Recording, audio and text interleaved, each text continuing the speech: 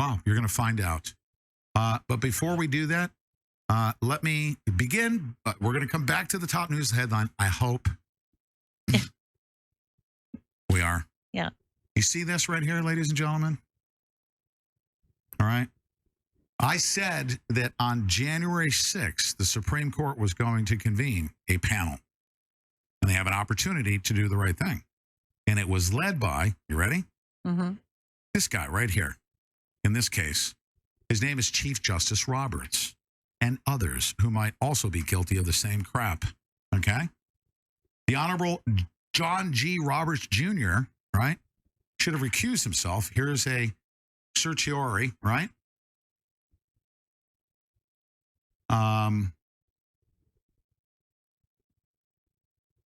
Attorney Lynn Wood filed this as well, right? Mm-hmm. Because Lynn Wood has some stuff. He did. I know for a fact he did because I know what's going on. Well, I know what's happening. And the whistleblower that he put on blast was very believable. Very believable. Not only very believable, but Evan Newman has corroborated everything that's in here. Okay? Mm-hmm. And that is, and by the way, I have multiple sources. We got Lynn Wood. We have my source, the Grim Reaper, right? Mm. Correct? Mm-hmm. You know who I'm talking about? I do. Yep. Say Grim Reaper. I know. Okay. Mm-hmm. And now Evan Newman. Evan Newman was a January 6th protester, right?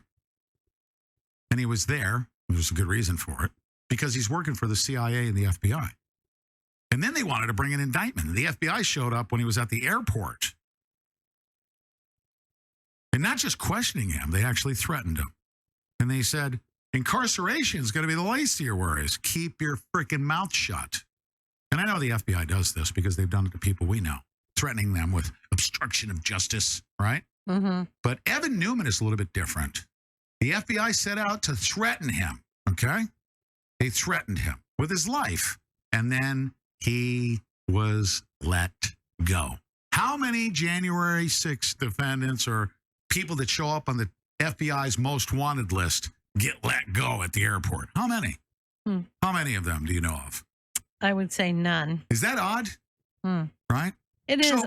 So it has to do with the Supreme Court being corrupt. You know why? Because Chief Justice Roberts has basically evidence that's in the possession of the CIA OIG, over 300 websites, child porn websites.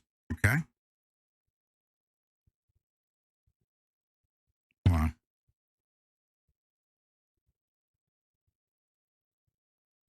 And a single justice in a case has a conflict of interest or has bias, appealed decision, right? All right, here it is.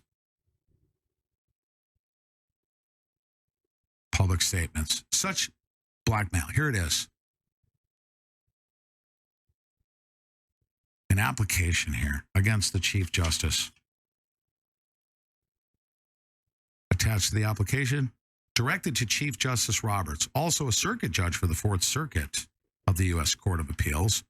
Just the very justice petitioner wanted to file an application directly, kindly asking that he recuse himself for this entire newly filed cert. He does not need to be involved with or associated with any decisions or any work dealing with the foregoing cert. Okay, here it is. A hacking group obtained videos of a blackmail scheme involving Chief Justice Roberts. All right. Chief Justice Roberts has 300 plus child porn websites that he visits. And we thought that it was because he was a pedo. It probably is, you know. But the child porn websites that Norm Pattis exposed, right? This is in the court record, by the way, DOJ. Take good notes. The child porn websites are used for the secret shadow government to communicate. We have evidence of it. And some of that evidence is acknowledged to be in the possession of the CIA OIG, right? Copies are, let's put it this way, DOJ. Copies are everywhere, okay?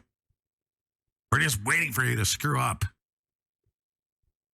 haven't seen those copies, but they're everywhere. All right? Mike Lindell had a copy of them. Didn't he? Why'd you try to destroy Mike Lindell? I wonder. Why are you trying to destroy Norman Pattis? I wonder. Why did you try to destroy Pete Santilli? Oh, no. Your best days are yet to come there. Woohoo. Huh? DOJ. FBI. CIA. You know what we need to do? A drone strike on the Department of Acronyms. So Is what we need. exactly what is their issue with Norm Pattis, if you can tell us all real quick? Yes, I can. You ready? All right. gee. If you could, all right. Let's make a choice here. You ready? Let's be froggy. The Brunson case. They had a chance to do what was right. That chance was actually taken by the one person. Here he is. You ready? A Supreme Court case right here, right? That outlines exactly who Chief Justice Roberts is. He was in the room. If you were given the opportunity to have 400 tons of man pads or the Ghost Reaper, what would you take? Come on. I'm going with the Ghost Reaper.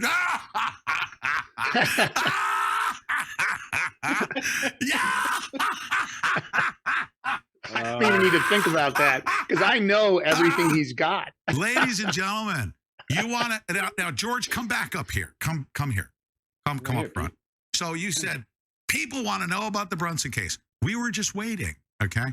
Because you want to give your adversary the opportunity to do the right thing, right? We knew what they were going to do. We knew what we had on the other side. We had to be a peaceful people of due process and get them to just do the right thing and come clean. And what did they choose? So the people that want to hear about the Brunson case and talk about the Brunson case and talk about Ray Epps and Brunson and Supreme. Now you know what's coming on the other side of this thing. The fourth branch of government has been activated, and it is happening right here, right now. Are we going to talk about Evan Newman? And Evan Newman, who is an expert on Ukrainian color revolutions and getting his marching orders from online, right, at the top level on child porn servers run by the FBI, was doing what on January 6th? Sergei Dubinin, right? All this money laundering, all this stuff that's going on, they're moving money. Ukraine is a piggy bank. We've got evidence of it. We got FTX. We got, of course, Rudy Giuliani's investigation into Joe Biden's money laundering, all right? And we also have... tell them about the facial recognition that identifies that whole front line. That's right. The Fedsurrection. Tell them about that. There are right now, there are people internally that have been in fear of their lives, but they have absolute evidence, and they're blown the... And by the way, this has to go through the attorneys because we don't want anybody violating, their confidentiality agreements, their NDAs, because that's how they get you. We're not going to make any missteps. So there are people internally that have had this information all along. For instance, Norm Pattis was in direct communication with people in that regard, and all of a sudden he loses his bar license. Isn't that miraculous how that happens? That's not going to stop. Amazing how they jump in and just snatch the license when the guy's going to bring absolute truth to the courtroom. Yeah, ladies and gentlemen, I'm here to tell you, and I don't care if you're a leftist or right, I don't care where you are on the political spectrum, all right? This is what I'm going to tell you, is that the entire thing that, like, if you say, oh, these are insurrectionists, oh my God, guess what? The people that you saw on camera that got you charged up and they told you were insurrectionists, all the people at the front line, the majority of them, were all feds. We're feds. We're militia brought in from other countries. Yeah. And we're special agents at different government agencies. And that was almost... At one point, you told me, Pete, that the facial recognition proved that almost that entire front line were government plants. That's correct. That agitated the crowds to cause the Fedsurrection. And guess who was one of the handlers to do that? His name is Evan Newman. And by the way, you can't say, Pete Santilli, a conspiracy theorist. No, go look at his indictment, okay? Go look at the one man that had an indictment. He was there. He was on body cam. They said he punched a cop. I don't even know if he punched a cop, but the FBI met him at the airport. And Lance, what say you? How many defendants do you know that were, that ended up with indictments that were approached by the FBI? How many of them do you know were let go? by the FBI? How many? Listen to me. At the point that your indictment's issued, because obviously most of those grand jury events are sealed, so the way they pitch it, there's absolutely no way for a defendant to get a fair shake on a grand jury because you have no representation because they seal those grand jury hearings. Once the indictment's issued and once they grab you, never. I mean, there are exceptional cases where somebody cooperates, but usually it's a 5K1 downward departure. That's all you'll get. Now, back to the lefties and the righties. I don't care who you are on the political spectrum. Let's pick on the lefties, who's really, really incensed by the insurrectionist people. How many of you are upset that this guy right here, okay, committed insurrection, supposedly, and the FBI let him go? Let him go. Why?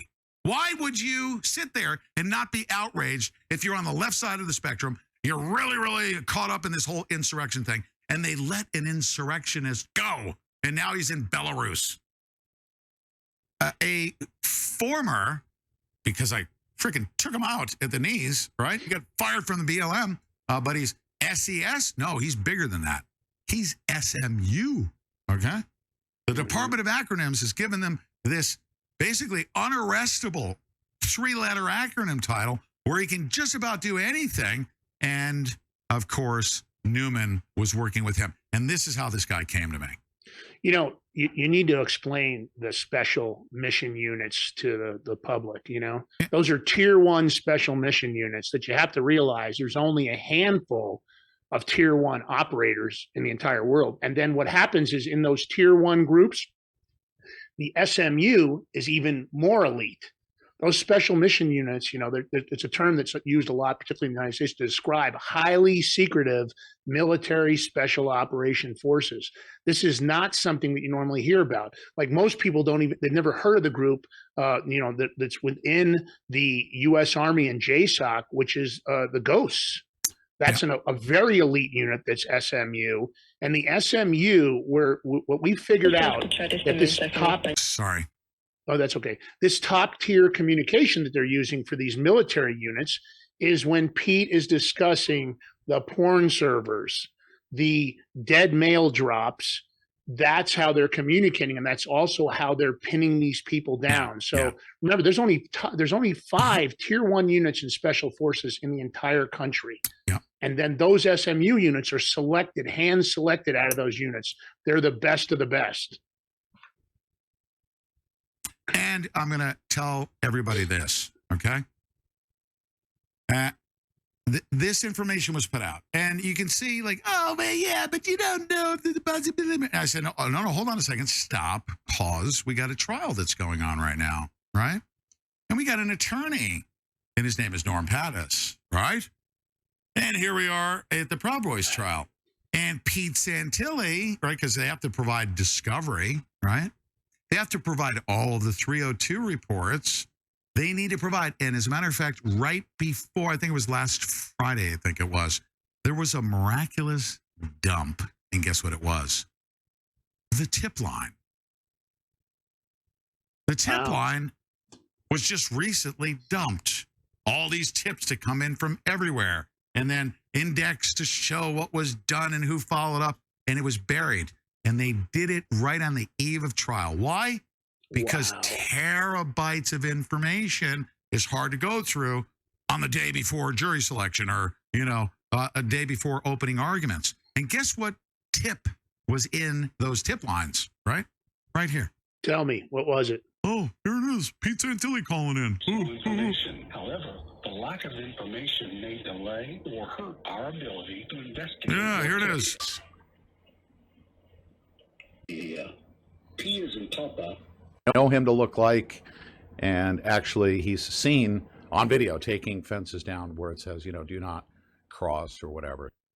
So I have this video. And by the way, everybody was running around with the super expensive Carhartt fireproof, you know, jackets. January 6th. Yeah. You know, I guarantee if you'd frisked him, you would have found some secure comms, maybe encrypted Hillary Clinton Blackberries or something else. What? And I guarantee that if you really patted him down, he probably had multiple weapons on him. There's no doubt about it. If he's SMU, Hold on he's a second. packed. Hold on, stand by. We got notification right now. What we got? Do we got deep staters, deep state trolls in? We got them dropping in. Oh, weak. You're whacked, you scumbag, okay? Listen, you John Brennan, FBI, get rid of the Slayer, you little bitch. You can't take us out. You are going to get whacked, you online covert investigators. We love you, and we got the ability to whack you. But here's my point. Fireproof, Carhartt, right? This guy right here. And by the way, it went to the tip line, ladies and gentlemen. You know what's miraculous? Hey, listen to this, DOJ. Listen to this, FBI. We've been waiting for that job.